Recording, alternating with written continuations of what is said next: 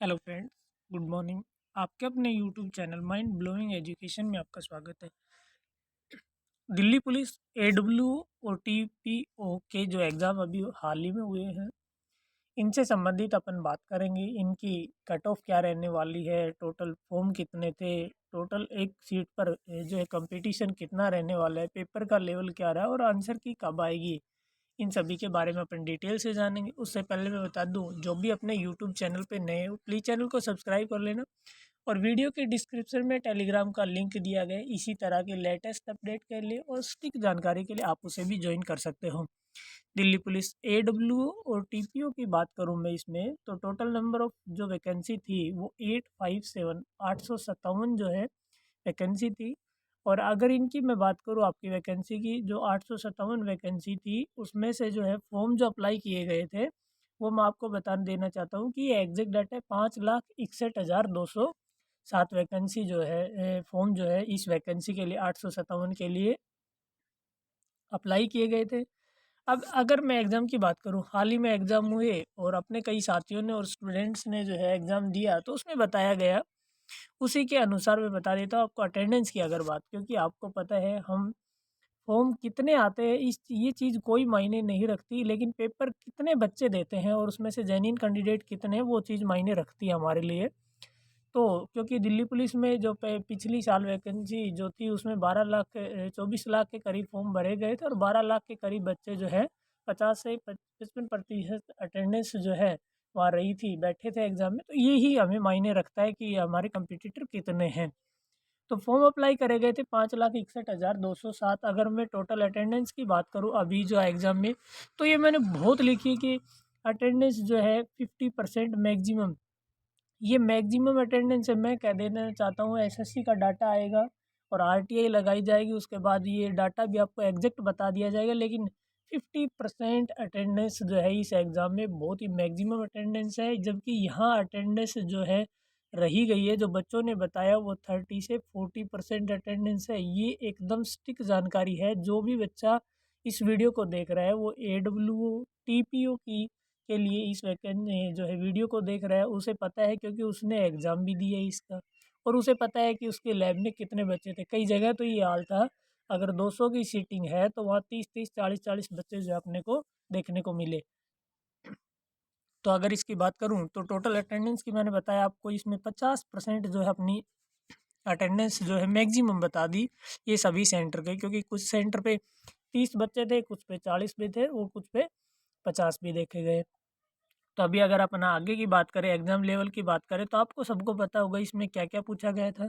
इसमें मैथ्स थी, इसमें रीज़निंग थी और उसके बाद इसमें कंप्यूटर जो पूछा गया था, उसके बाद साइंस थी और जीके जो क्वेश्चन पूछे गए थे आपके, वो जो इसमें दिया गया था। तो मैं आपको बता देना चाहता हूँ कि एग्ज़ाम का लेवल कैसा रहा। तो मैं बताऊँ आपको सच, इसमें क्या मैथ्स था जो है 20 नंबर के 20 क्वेश्चन थे, रीजनिंग के 20 क्वेश्चन थे, 10 क्वेश्चन कंप्यूटर के थे और 20-20 क्वेश्चन इनके रखे गए थे। तो मैं आपको बता देना चाहता हूँ कि मैथ जो है एग्ज़ाम के लेवल से, जो एग्ज़ाम जिस चीज़ का हम दे रहे हैं, आपको पता है हेड कांस्टेबल का एग्ज़ाम और ये अच्छी नौकरी है, तो इसके लिए जो एग्ज़ाम का मैथ्स का जो लेवल था वो अच्छा ही था। यानी कि जो कह सकते हैं कि जो आना चाहिए अपने को इस वैकेंसी के लिए, ऐसा ही एग्ज़ाम था, यानी कि कुछ ज़्यादा हार्ड नहीं था। उसके बाद रीजनिंग की भी बात करें तो ये भी मॉडरेट लेवल की ही थी, ज़्यादा इजी भी नहीं कह सकते लेकिन ज़्यादा बेकार भी नहीं थी कि भाई हमें कुछ आता ही नहीं इसमें या ज़्यादा हाई फाई लेवल की पूछी गई थी, ऐसा भी कुछ नहीं था। कंप्यूटर भी आसान था, जो बच्चा अच्छे तैयारी कर रहा था वो 10 में से 9 तक के नंबर जो है कर पा रहा था। यही हाल इसमें था मैथ में, और रीजनिंग में बच्चों ने जो है पूरे पूरे भी किए, लेकिन मैथ में कुछ क्वेश्चन ऐसे थे, एक दो क्वेश्चन जो है मुश्किल बन रहे थे। जिन बच्चों ने तैयारी की थी उनके लिए, नहीं तैयारी करने वालों के लिए तो क्या पता सारा ही मुश्किल हो। और जो बच्चे मैथ से थे उनको सबको पता है वो आसान था, एकदम हो जाएगा सबका।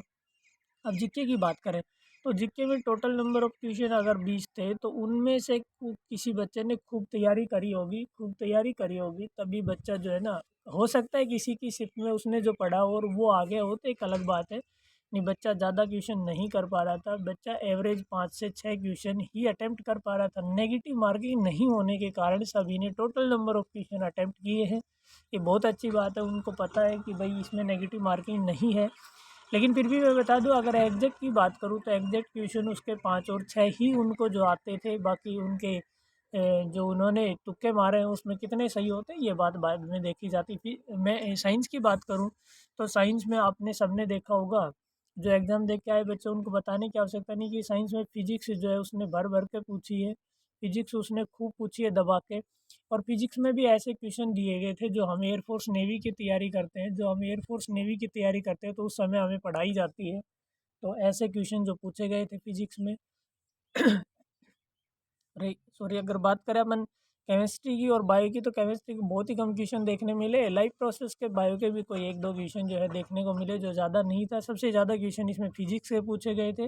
तो इसमें भी जो है बच्चे जिसने एनडीए नेवी एयरफोर्स इनकी तैयारी कर रखी थी, तो वो बच्चे तो कुछ कर जा रहे थे, बाकी बच्चे से नहीं हो पा रहा था। तो इसमें भी 6 से 7 क्वेश्चन ही बच्चा मुश्किल से बना पा रहा था सही से। अब मैं अगर टोटल अटेम्प्ट की अगर बात करूँ, इसमें किसी बच्चे ने, अगर जो बच्चा जेन्युइन जो कैंडिडेट था जिसने अच्छी तैयारी करी होगी, अगर वो बात करूँ तो उसके total number of question attempt की बात करूँ, तो सही से क्वेश्चन उसने 20 क्वेश्चन अगर मैथ में किए, 20 ही रीजनिंग में किए और 10 यहाँ किए, तो 50 क्वेश्चन ये थे। 50 में से जिस बच्चे ने अच्छी तैयारी करी होगी तो वो 45 तक के नंबर ला सकता था। ये अपने पास एक प्लस पॉइंट था। अब यहाँ इन दोनों पोर्शन की बात करूँ तो यहाँ 10 से 12 नंबर ही जो है सही-सही बन पा रहे थे, ज़्यादा कुछ नहीं बन पा रहा था। तो यहाँ अगर कोई बच्चा 50 में से 47-48 नंबर लाता है और यहाँ 12 नंबर लाता है, तो टोटल उसके बन जाते हैं यहाँ 60 नंबर। ये आपको सबको पता है। अब 57 से 60 क्वेश्चन अटेम्प्ट करें, अब सही-सही करें और उसके बाद मान लो ऊपर के 40 क्वेश्चन रह गए, ऊपर के 40 क्वेश्चन रह गए और उसमें सभी में तुक्का लगाता है, अगर हमारे 10 क्वेश्चन भी सही हो जाते हैं, तो बच्चे के यहाँ टोटल क्वेश्चन कितने बन जाते हैं? 70। लेकिन ये पॉसिबिलिटी सभी के लिए नहीं है, क्योंकि तुक्का लगाने के लिए भी अकल की आवश्यकता चाहिए और जो हमें आता हो थोड़ा उसके बारे में हम जानकारी रखते हो, तो ही हम सही से उसको कर पाते हैं। तो ये बात है। तो टोटल ज़्यादा से ज़्यादा जो क्वेश्चन सही होने की संभावना है वो 70 क्वेश्चन है। अब अगर अपन आगे बात करें तो देखो, टोटल नंबर ऑफ़ वैकेंसी की बात करते हैं, वो मैंने आपको बता दिया है शुरू में ही कि टोटल नंबर ऑफ़ वैकेंसी 857 है। लेकिन ओबीसी के लिए कितनी है, जनरल के लिए कितनी है और कट ऑफ क्या रहने वाली है, वो मैं बता देता हूँ आपको। यहाँ नंबर ऑफ़ वैकेंसी लिखी हुई, इधर कट ऑफ लिखी हुई है, तो इसके बारे में अपन डिटेल से जानेंगे। तो मैं आपको बता देता हूँ, ये एग्जैक्ट डाटा तो नहीं है, लेकिन ये एनालिसिस के हिसाब से बहुत ही बढ़िया और सटीक डाटा है, जो हमने बच्चों से प्राप्त किया है। अपने ऑफलाइन बच्चों से भी जो हमारी मुलाकात हुई और उन्होंने भी बताया कि ऐसा-ऐसा है, तो उसके आधार पे ये बनाई गई है। और जो हम जो है फेक कम ही बनाते हैं, तो इसमें जो सही रहने वाली ये आपके सामने भी आने वाला है। तो जो टोटल नंबर ऑफ जर्नल के कैंडिडेट थे वो 320 थे, इनमें बॉयज़ भी है और गर्ल्स भी है, आपको सबको पता है। अब इसकी कट ऑफ क्या रहने वाली है, तो ज़्यादा फ़र्क नहीं पड़ने वाला है लड़के और लड़कियों पे, मैं बता देता हूँ इस चीज़ का भी आपको, लेकिन थोड़ा डिफरेंस तो रहेगा।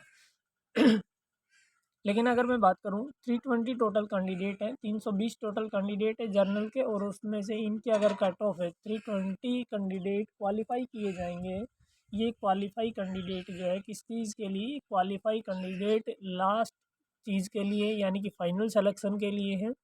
फिजिकल में इनसे ज़्यादा पास किए जाएंगे, आपको सबको पता है। तो मेरा ऐसा मानना है कि इनका फाइनल सिलेक्शन जो है ना 68 65 टू 68 पे हो जाना है कि। और अगर लड़कियों की बात करूँ तो लड़कियों की कट ऑफ में और लड़कों की कट ऑफ में कोई ज़्यादा अंतर यहाँ देखने को नहीं मिलेगा। यहाँ 2 से 3 3 से 4 नंबर ज़्यादा से ज़्यादा मैक्सिमम मिल सकते हैं, जो लड़कियों के लिए कम रहने वाली है।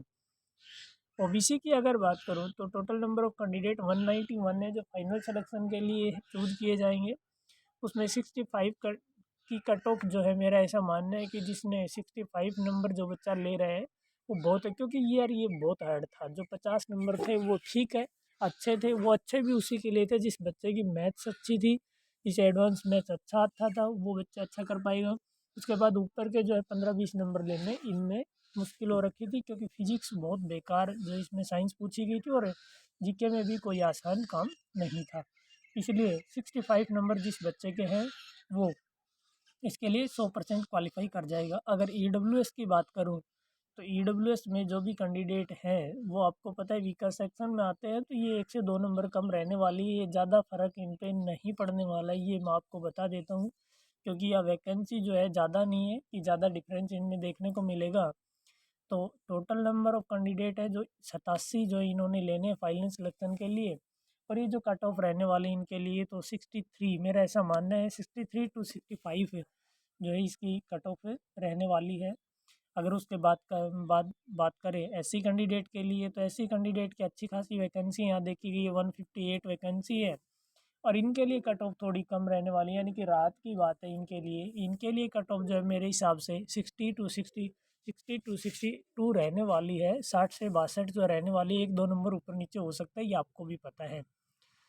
तो अब लास्ट में हम अगर बात करते हैं अपन जो है एसटी के कैंडिडेट की, तो एसटी के लिए टोटल 181 कैंडिडेट है, 101 सॉरी, 101 जो कैंडिडेट टोटल है फाइनल सिलेक्शन के लिए, और उसमें जो है 58 की तरफ के कट ऑफ रहने वाली है कि 58 से 60 भी हो सकती है और ये कम भी हो सकती है थोड़ी, मेरा ऐसा मानना है। लेकिन मेरा ऐसा भी मानना है कि एससी के बराबर ही रहने वाली, इसमें एससी और एसटी में कई बार कोई फ़र्क नहीं देखा गया, और कई बार ऐसा भी हो जाता है कि एससी एसटी से ऊपर भी चली जाती है। तो इस चीज़ का भी अपने को थोड़ा ध्यान रखते हुए मैं ये मानता हूँ कि एससी और एसटी की दोनों की कट ऑफ में कोई ज़्यादा अंतर रहने वाला नहीं है, 1-2 नंबर का अंतर रहेगा। और सिलेक्शन तो आपको पता है पॉइंट में भी होता है, यहाँ 4-4 पॉइंट में भी जो रिजल्ट डिक्लेयर किए जाते हैं, तो इस चीज़ का भी अपने को ध्यान रखना। और यहाँ नेगेटिव मार्किंग नहीं है, इसलिए यहाँ नंबर पूरे पूरे ही आने हैं, आपको सबको पता है। तो ये जानकारी शेयर करनी थी। आई होप आपको वीडियो अच्छी लगी होगी, तो आप वीडियो अपने लास्ट तक ज़रूर देखा करो। उसके बाद जो है फिजिकल की तैयारी, जिनके इतने क्वेश्चन अगर सही हो रहे हैं और उनको पूरा विश्वास है, तो अपनी फिजिकल की तैयारी करें। रही बात आंसर की तो आंसर की का एसएससी का रिकॉर्ड रहा है कि 10 से 15 से 20 दिन के दौरान जो है एसएससी आंसर की अपनी जारी कर ही देता है। तो मैं आपको बताऊं कि आपकी आंसर की जो है 10 तारीख तक आपके आंसर की आपको देखने को मिल सकती है। उसके बाद जो है ज़्यादा वेट आपको नहीं करना। अगर इसके बाद भी अगर कोई इन्फॉर्मेशन मिली हमें और हमारी बात होती रहती है, आपको सबको पता है अपने जो रिश्तेदार जो है वो अपने बलवान साहब जो है वो दिल्ली पुलिस में हैं, और जो है हेड कांस्टेबल के पद पर वो कार्यरत हैं, तो वहाँ से हमें जानकारी मिलती रहती है इनके बारे में।